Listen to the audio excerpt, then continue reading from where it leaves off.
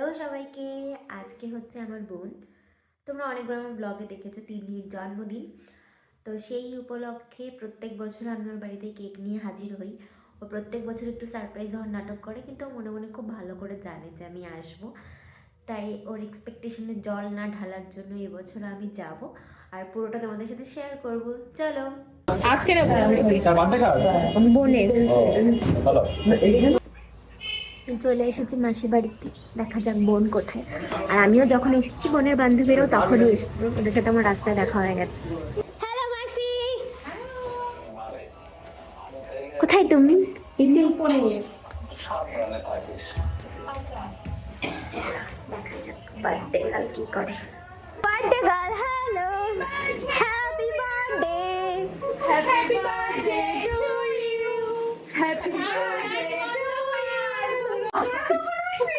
O my god, তোরা কখন আসলি? ওভার অ্যাক্টিং এর জন্য এক্সট্রা 50 টাকা দিয়েছি। প্রত্যেক বছর এই অ্যাক্টিংটাই আমি করে।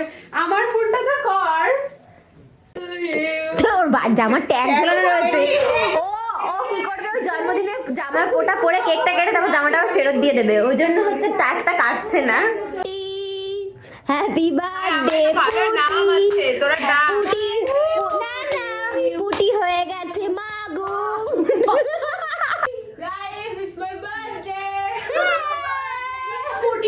ওয়েট করেছি, এবার তুমি কেক কাট করো। হ্যাপি বার্থডে ইয়ার ফুটি মাগু।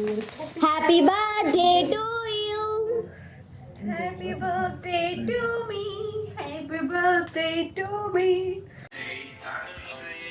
Oh my god.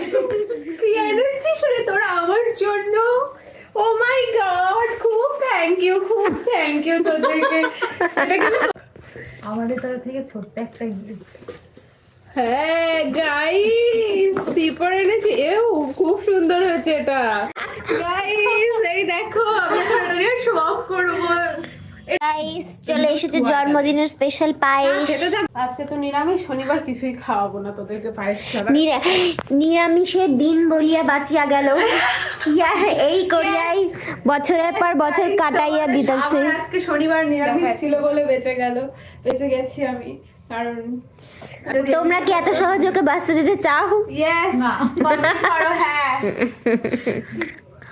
তাহলে নিজেদের দাবি ওরা জানাও। পায়েস খেয়েই খুশি। ওরা বলেছে যে আমাকে কখন বলেছিস তোরা এইসব? এগুলো কিছু বলিনি। ওদের মনের কথা মুখে বলা লাগে না, আমি বুঝি, আমি ওদের অন্তরের বান্ধবী।